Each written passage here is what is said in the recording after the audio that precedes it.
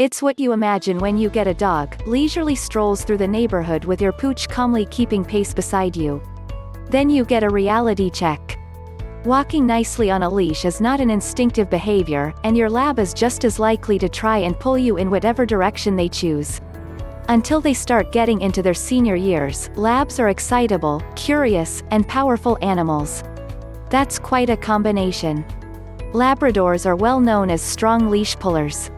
But, like any desirable behavior, your dog can learn and you can teach. If your Labrador pulls like a rambunctious plough horse, watch on to find out how to get back on the straight and narrow. Before we move on with this video, you need to grab the free Dog Training Secrets Guide, in which I have disclosed the deepest dog training secrets that professional dog trainers don't want you to know about. These training secrets would help you have a well-behaved, super intelligent, smart and obedient dog without spending hours in training him/her. Link to the free Secret Training Technique guide is in the description below. Why does Labrador pull me when I walk him?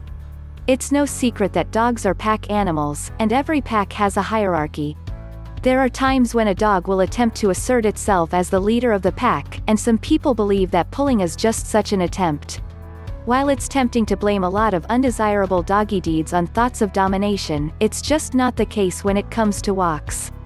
If your Labrador is generally well behaved in the home, then it knows darn good and well that it's not the alpha of the house. That doesn't change once you both walk out the door.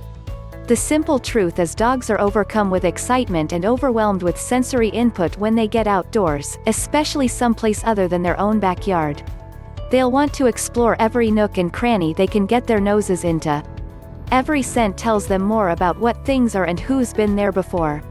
And of course they'll want to leave their own mark wherever possible, which means frequent pee stops. Overstimulation.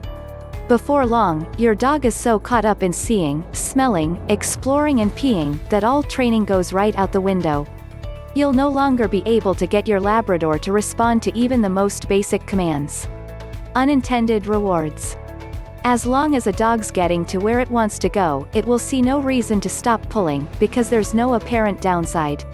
Even the act of pulling itself can be rewarding if your lab likes the feeling of a little extra exercise.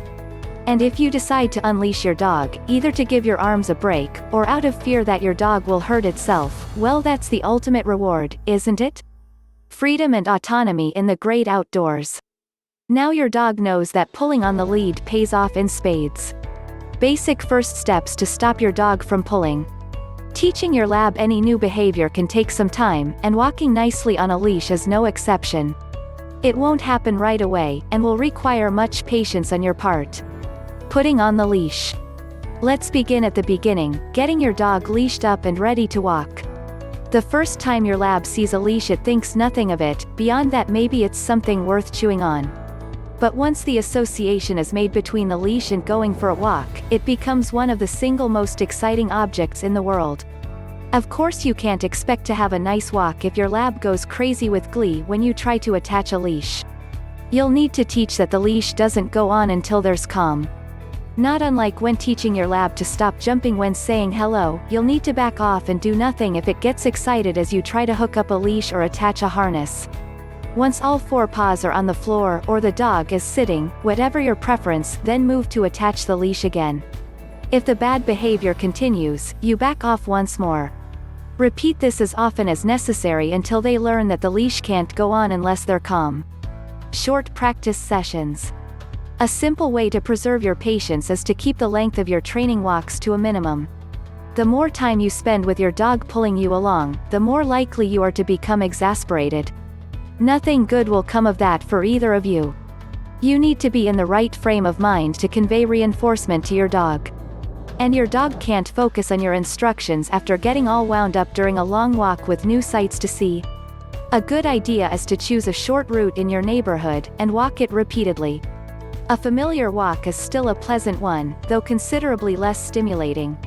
Your dog will be less distracted if he sees the same things repeatedly. Reward good walking. You know from your other training sessions that your lab loves treats. When the walk is going just the way you want, offer praise and a tasty reward.